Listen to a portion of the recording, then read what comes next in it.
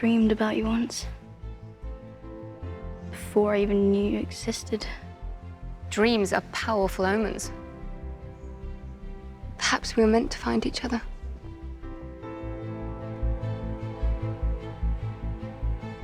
Ciri really changes Yennefer. We see that definitely at the end of this season. It is that moment of like, this is Yennefer, because she's spent the entire season with sort of hearing bits and bobs, like through Geralt, and clearly, you know, she's a smart girl. She knows that she can sense she means a lot to Geralt.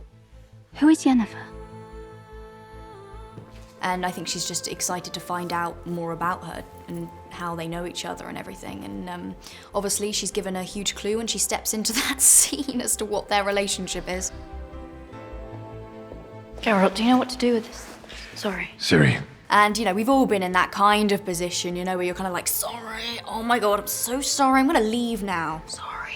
You definitely have those embarrassing moments where you're like, oh my God, Dad is kissing someone. Like, oh. Immediately in the conversation where they're, you know, surrounded by the food and everything in Melatelli, I think Ciri's just taking in the fact that she's like clearly in front of another very strong woman who she admires. You know, anyone who's any strong female is a reminder of her grandmother, and she always looked up to the strength of her grandmother. And I think she obviously sees that in Yennefer instantly. Geralt says you're the most powerful mage he's ever known. Well, that's nice of him. Ciri's holds up a mirror to Yennefer like no other character could, because she's got this enormous amount of power which she can't control. And, you know, that takes Yennefer right back to when she was 14 years old. And Tissaia was teaching her, you know, how to kind of hone this chaos. It is your job to control chaos, not become it. I can. Yennefer sees in Ciri kind of Yennefer as a child in Ciri, and Ciri struggles with trying to understand her magic and what's inside her and her identity, I suppose. As an orphan like Yennefer, she can relate to that, and because of that, she's of great use to Ciri. Without, I think, the relationship between Tissaia and Yennefer, you wouldn't get the possibility with Yennefer and Ciri. Yennefer meets Ciri and realizes that she can be the same thing to Ciri. Use your knowledge of magic to train the girl.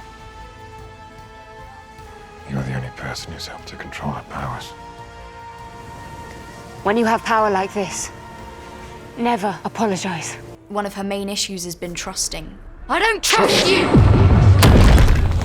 Especially after everything she's experienced in season 1 in regards to just encountering people on this continent and how they can be so brutal. Stop! Our name is not Mousesack! But on top of that, she's also still this season uncovering things about her family and her background that she never knew. So she's constantly got this idea of like lying and lack of trust. And so I think it is a big blow when Yennefer does that. It's like another example of why I can't trust anyone except Geralt at this point, you know?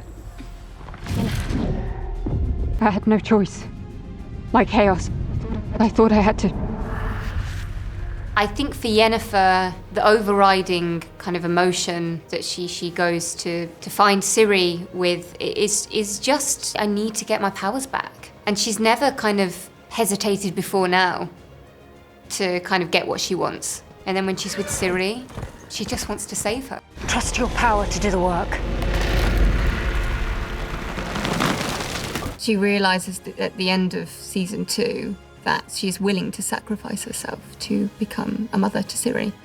The relationship that she forms with Ciri in the time that she's taking her on her journey to Volothmir, Ciri just changes Yennefer's perspective on everything. I think the way that season 2 ended, obviously they did still create a bond. There's this moment we established where, you know, when Geralt comes to them in that scene, sort of implicates that he has to kill a monster, and we played with the idea that she's wondering, is he going to kill Yennefer?